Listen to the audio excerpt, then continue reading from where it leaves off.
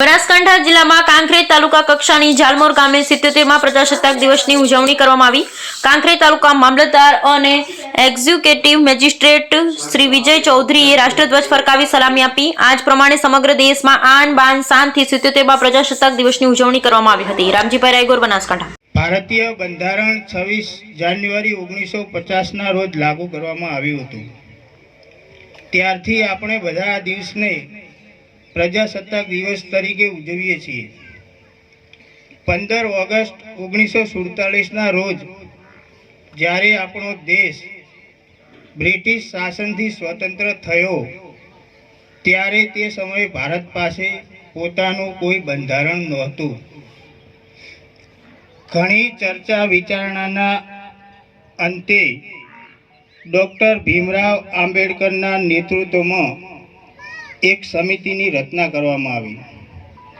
આ સમયગાળા દરમિયાન તૈયાર કરાયેલ બંધારણનો મુસદ્દો વિધાન પરિષદમાં રજૂ કરવામાં આવ્યો અને તેને 26 નવેમ્બર 1949 ના રોજ અપનાવવામાં આવ્યો, પરંતુ તેનો સંપૂર્ણ અમલ 26 જાન્યુઆરી 1950 ના રોજ કરવામાં આવ્યો। આ દિવસે આપણને લોકશાહી, સ્વતંત્રતા અને સમાનતાના આપણા મહત્વપૂર્ણ મૂલ્યોને યાદ અપાવે છે। આ દિવસને યાદ રાખવા માટે દર વર્ષે ભારતીયો તેને પ્રજાસત્તાક દિવસ તરીકે ઉજવે છે। આ દિવસ તે મહાપુરુષોની યાદમાં ઉજવવામાં આવે છે કે જેમણે દેશ માટે આઝાદી મેળવ્યા પછી પણ તેને મજબૂત અને સમૃદ્ધ ગણતંત્ર બનાવવા માટે કામ કર્યું હતું। ભારતીય બંધારણના અમલ પછી ભારત પ્રજાસત્તાક બન્યું। આપણું બંધારણ આપણને યાદ અપાવે છે કે આપણે બધા સમાન છીએ, એક દેશના નાગરિક છીએ।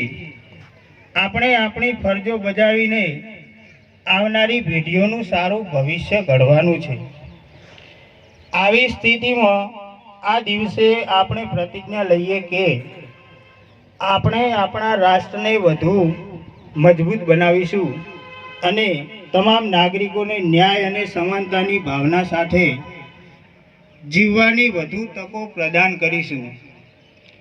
આવો આપણે સૌ સાથે મળીને આ પ્રજાસત્તાક દિવસ સંકલ્પ લઈએ કે આપણે હર ઘર સ્વદેશી, ઘર ઘર સ્વદેશી જે આપણા માન્ય વડાપ્રધાનશ્રીએ નારો આપ્યો છે તેને અપનાવી આપણા દેશને નવી ઊંચાઈઓ પર લઈ જઈશું અને સાથે મળીને આપણે એક વિકસિત અને મજબૂત ભારતનું